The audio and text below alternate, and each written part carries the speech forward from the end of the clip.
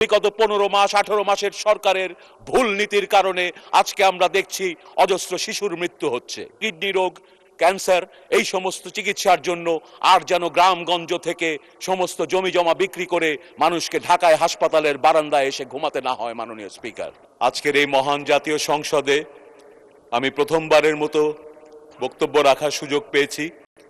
এই জন্য প্রথমেই ধন্যবাদ জানাই আমার এলাকা সিরাজগঞ্জ ৬ শাহজাদপুরের সকল জনগণকে, যারা বিপুল ভোটে আমাকে নির্বাচিত করে এই মহান সংসদে বক্তব্য রাখার সুযোগ করে দিয়েছেন। ধন্যবাদ এবং কৃতজ্ঞতা জানাই পরম করুণাময় আল্লাহর কাছে, যিনি আমাদেরকে এই বাংলাদেশের জন্যে আন্দোলন সংগ্রাম রাজনীতির পথ ধরে একটি গণতান্ত্রিক নির্বাচনে নির্বাচিত হয়ে এই মহান সংসদে আসার সুযোগ করে দিয়েছেন।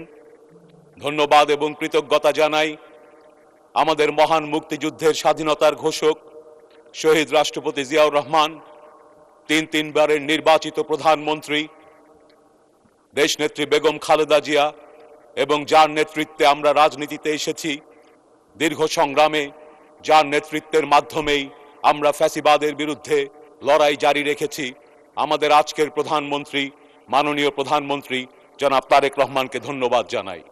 মাননীয় স্পিকার, আজকের এই সংসদে যখন আমরা বক্তব্য রাখতে আসি, আমরা জুলাই গণ অভ্যুত্থানের স্মৃতি নিয়েই এখানে আসি।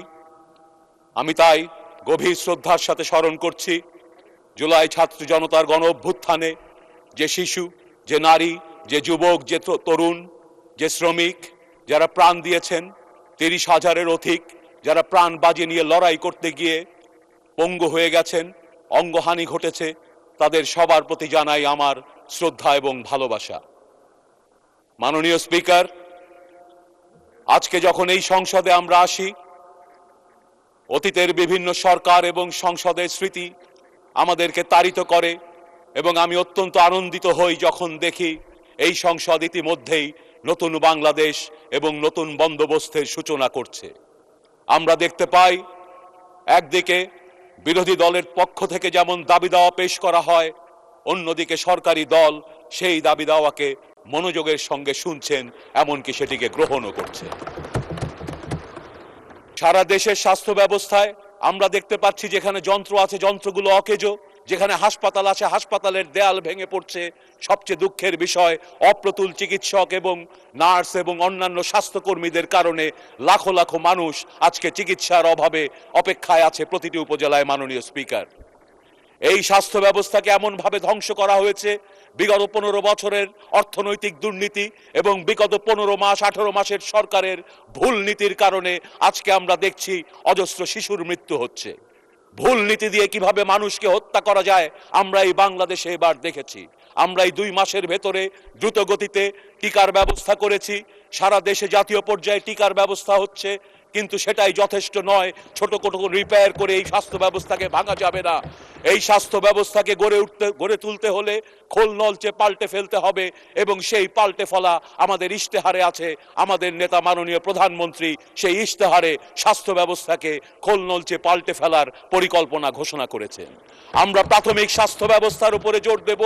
ইউনিয়ন পর্যায় থেকে উপজেলা পর্যায়ে আমরা এমনভাবে স্বাস্থ্য ব্যবস্থাকে ঢেলে সাজাবো যেখানে স্বাস্থ্যকর্মীরা, প্রশিক্ষিত স্বাস্থ্যকর্মীরা প্রতিটি ঘরে ঘরে গিয়ে হেলথ প্রমোশন এবং হেলথ প্রিভেনশনের কাজ করবে, যাতে অসুখ হবার আগেই আমরা সুস্থ জীবনের দিকে ঝুঁকে পড়ি। আমাদের জীবন আচরণে যেন সুস্থতা আসে, আমরা যেন সঠিক সময়ে টিকা পাই, আমাদের শিশুরা যেন সুস্থ থাকে, আগামীর বাংলাদেশ যেন হয় সুস্বাস্থ্যর বাংলাদেশ। একই সাথে উচ্চতর পর্যায়ে, জেলা পর্যায়ে এবং বিভাগীয় পর্যায়ে বিশেষায়িত স্বাস্থ্যের ব্যবস্থা আমরা করব।